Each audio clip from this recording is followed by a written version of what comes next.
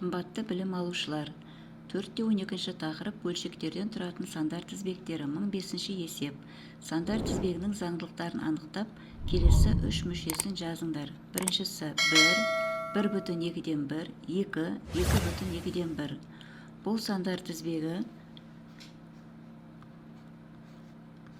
2-ден 1 жай бөлшегіне артады. Тексеріп көрейік. 1 қосу 2-ден 1, 1,2-ден 1. Екінші мүшеміз шықты. 1,2-ден 1-ге тағы 2-ден 1-ді қосатын болсақ, 2. Үшінші мүшеміз шықты. 2-ге 2-ден 1-ді қоссақ, 2,2-ден 1. Төртінші мүшеміз шықты. 2,2-ден 1-ге 2-ден 1-ді қосамыз, 3 шығады. Бесінші мүшеміз шықты.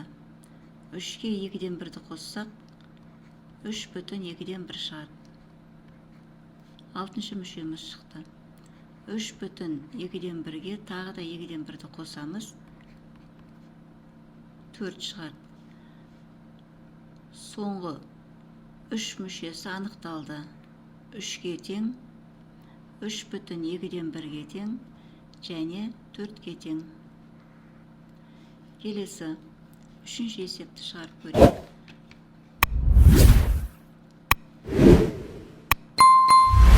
Бұл сандар тізбегінде бөлшектің алымы 2 есе артып отыр. 2 есе.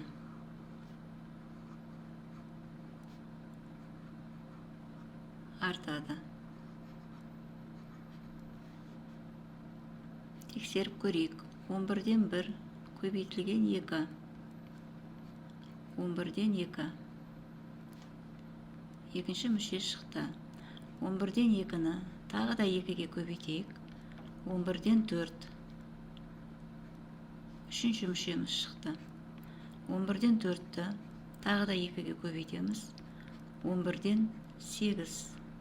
Төртінші мүшеміз шықты. 11-ден 8-ті тағы 2-ге көбейтеміз. 11-ден 16 шықты.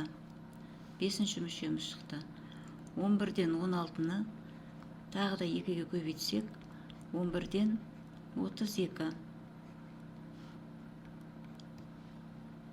Алтыншы мүшеміз шықты. 11-ден 32-ні тағы да 2-ге көбейтелік. 11-ден 64. Сонда 5-ші мүшеміз 11-ден 16, 6-ші мүшеміз 11-ден 32, және 7-ші мүшеміз 11-ден 64 болды. Қалғанын осы үлгіге қарап өзіміз шығарамыз. 1006 есеп сандар тізбегінің алдыңғы 2 мүшесін табыңдар. Мына жерді және мына жердегі санды табуымыз керек. Біз соңғы мүшесіне қараймыз. 32-ден 16-ға қарай 2 есе кеміп жатыр. 16 саны 2 есе кемігенде 8 шықты. Келесі мүшесін анықтау үшін біз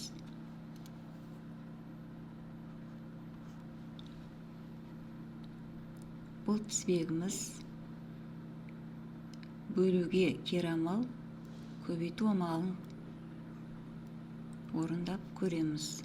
2-ге көбейтейік. 32 мен 2 санына қысқарады. 16-дан 1 шығады. 16-дан 1-іміз көбейтейік 2-ге. 2 санына қысқарады. 8. 8-ден 1. 8-ден 1-ді тағы 2-ге көбейтсек, 2 қысқарады. 4-ден 1.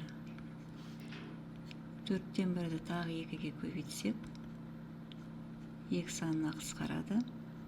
2-ден 1. Сонда біздің бірінші мүшеміз 2-ден 1-ге тең болды. Екінші мүшеміз 4-ден 1-ге тең болды. Қалғаны 8-ден 1, 16-дан 1, 32-ден 1. Дәл солай шықты. Енді біз екіншісін тексеріп көрейік.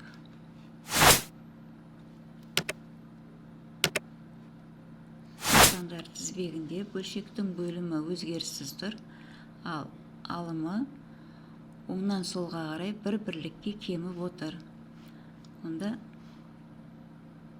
кемітейік. 11-ден 5 азайтамыз 11-ден 1-ге.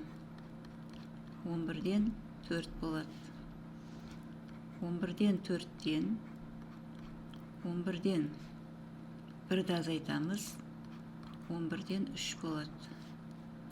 11-ден 3-ден 11-ден 1-ді азайтсақ 11-ден 2 болады. 11-де 2-ден 11-ден 1-ді азайтсақ 11-ден 1 болады. Бірінші мүшеміз 11-ден 1 болды, екінші мүшеміз 11-ден 2 болды.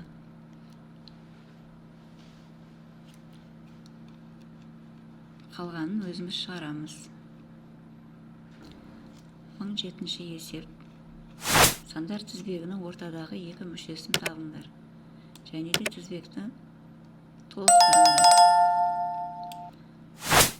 Мына жердегі екі санды табуымыз керек.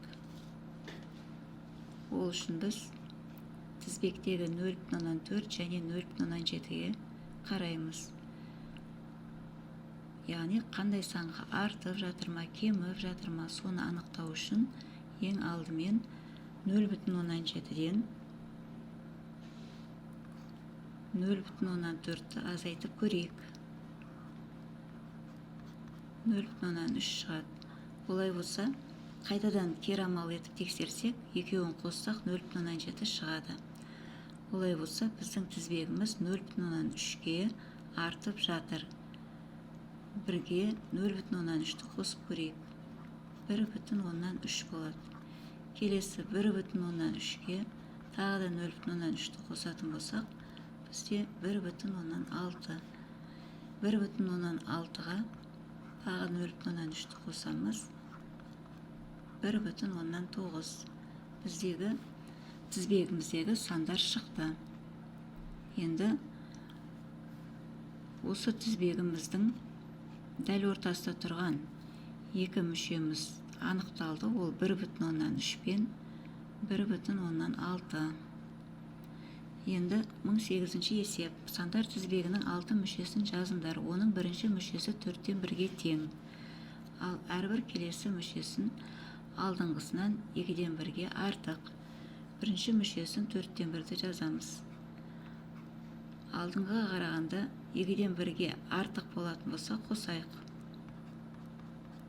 4, 2, 1.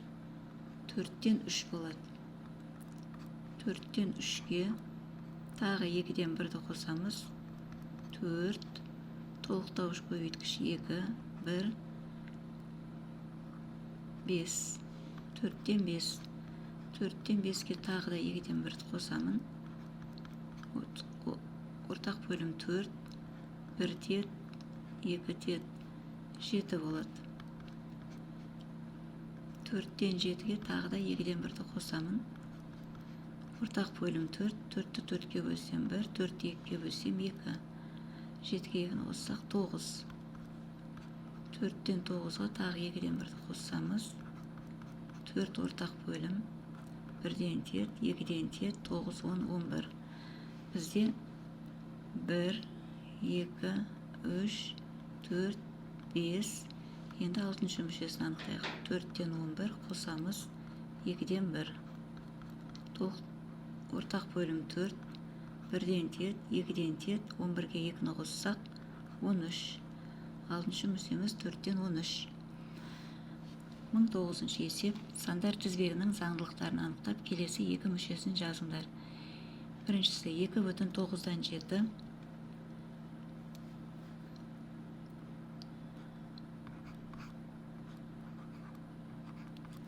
Келесі 2,9-дан 8 шығу үшін біз 9-дан 1 жай бөлшегін қосып көрейік. 2,9-дан 8 шықты. Енді осы 2,9-дан 8-ге тағы да 9-дан 1-ді қосайық. 2,9-дан 9. 9-ы 9-ға бөлетін болсақ 1 болады. Сонда келесі мүшеміз 3. Енді 3,9-дан 1-ге тағы да 9-дан 1-ді қосайық. 3,9-дан 2 шығады. Енді 3,9-дан 2-ге 9-дан 1-ді қосатын болсақ, 3,9-дан 3 шығады. Сонда келесі 2 мүшесі бізде 3,9-дан 2 және 3,9-дан 3. 1012 есеп. Сандар тізбегінің заңдылығын анықтап, сандар тізбегінің ортадағы 2 мүшесін жазып, тізбекті толықтырыңдар. 2 мүшесін жазу керек. Яғни ол мына жердегі мүше және мына жердегі мүше және соңғы мүшені толықтыруымыз керек. Тізбектің ең бірінші мүшесі 0,5, келесі екінші мүшесі 1,5. Олай болса, біздің тізбегіміз 3 есе артып отыр. Яғни осындай заңдылық орындалып отыр. Келесі мүшесін табу үшін біз осы 4,5-ке 3-ті көбейтіп көрейік. 4,5 көбейтеміз 3. 15, 12, 13. Сонда ортада тұрған біздің 4-ші мүшеміз 13,5 болады. Келесі 5-ші мүшені табу үшін осы 13,5-ке тағы да 3 есе арттырамыз. 15, бір ойда, 9, 10 бір ойда, 3, 4. 40,5 болады. Енді соңғы мүшеміздің анықтайтын болсақ, 364,15-ті 3 есе көбейтетін болсақ, бізде жауабы 1093,15 шығады. Мінекей оқушылар, қалған екеуін өзіміз орындап көреміз. Енді 1013 есеп, сандар тізбегінің енші мүшесінің формуласын жазыңдар дейді. Біріншісі 2, 3,2-ден 1, 5, 6,2-ден 1, тағы сол сияқты сандар. Осы бізге берілген сандар тізбегі қандай да бір заңдылықпен орналасқан. Ал енді n-ші мүшесінің формуласын біз жазуымыз керек. Ол үшін мына 2 деген сан бізде бірінші тұрған санымыз, келесі сандар тізбегіндегі екінші жазылған санымыз 1 бүтінге артып отқан көріп отырмыз. Яғни 2-ге 1-ді қоссақ 3 шығады. Және де оның қасында 2-ден 1 тұр. Яғни 1-дің жартысы тұр. 0,5. Сонда біз бұл тізбегіміз 1,2-ден 1 деген санға артып отыр деп айта аламыз. Келесі тізбегімізде дәл солай 1,2-ден 1-ге артып отыр. Сонда 5 шығады. 5-ке 1,2-ден 1-ді қоссақ 6,2-ден 1 шығады. Яғни бұл тізбегіміздегі n-ші формуланы жазу үшін біз мына жердегі n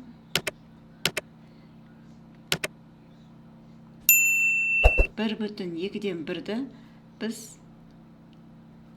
бұрыс бөлшекке айналдырайық. 2, 3.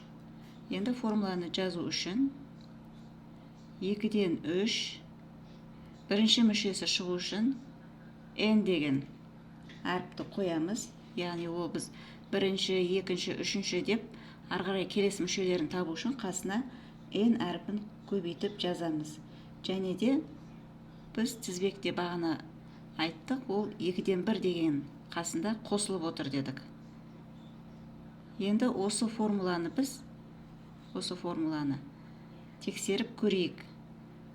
Яғни біздің сандар тізбегіндегі сандарымыз шыға ма екен? Көрейік. Мысалы, n бірінші мүшеміз 1-ге тең болған кезде a1-ді табайық. 2-ден 3, n-іміз 1 болғандықтан 1-ді қоямыз, және 2-ден 1-ді әкеп қоямын. Сонда мына екеуін көбейткен кезде қайтадан 2-ден 3-тің өзі шығады, және 2-ден 1-ді қосамын. Сонда бізде 2-ден 4 шығады. Ал 4-ті 2-ге бөлсек 2 шығады. Сонда біздің сандар тізбегіндегі 2 санымыз шықты. Енді біз келесі екінші мүшені табайық. Ол үшін n2 тең 2 деп жазамыз. Ал енді тексеріп көрейік. А екінші мүшеміз 2-ден 3 формулаға салып жатырмыз. Мына жердегі 2-ден 3 көбейту. N-нің орнына 2-ні қоямын. Қосу 2-ден 1. Яғни 2-ден 1 қасында артып жатыр дедік. Сонда мына 2 мен 2 қысқарады. Орнында 3 қалады. 3/2-ден 1. Яғни біздің екінші мүшеміз 3/2-ден 1 шықты формула бойынша. Дәл сол сияқты N3-шіні де анықтауға болады. Мына жерге жазайық. N3 тең 2-ден 3 формуладағы көбейтілген 3-ті қоямыз N-нің орнына. Қосу 2-ден 1. Енді 3-жердегі үшім 9. 2-ден 9 қосу 2-ден 1. Екеуін қосатын болсақ 2-ден 10 болады. Ал 10-ды 2-ге бөлетін болсақ бізде 5 шығады. Сонда біздің үшінші мүшеміз 5 шықты. Олай болса біздің құрастырған формуламыз дұрыс екен. Қалған екінші, үшіншіні өзіміз шығарып үйренеміз. Келесі 1014 есеп сандар тізбегінің 5 мүшесін жазыңдар. Сандар тізбегінің бірінші мүшесі 4-тен 3-ке тең, ал әрбір келесі мүшесі алдыңғысының 2-ге көбейтіндісіне тең. Сонымен бізге белгілі бірінші мүшеміз 4-тен 3-ке тең. Әрбір келесі мүшесі алдыңғысының 2-ге көбейтіндісіне тең деп. Олай болса 2-ге көбейтейік. Көбейту кезінде біз бөлшектерді қысқарта аламыз. Сонда 2-ден 3 болады. Келесі, осы шыққан 2-ден 3-ті тағы да 2 есе арттыратын болсақ, 2 мен 2 қысқарады, бізде 3 шығады. Енді 3-ті тағы да 2-ге көбейтетін болсақ, 6 шығады. 6-ны 2-ге көбейтетін болсақ, 12 шығады. 1, 2, 3, 4.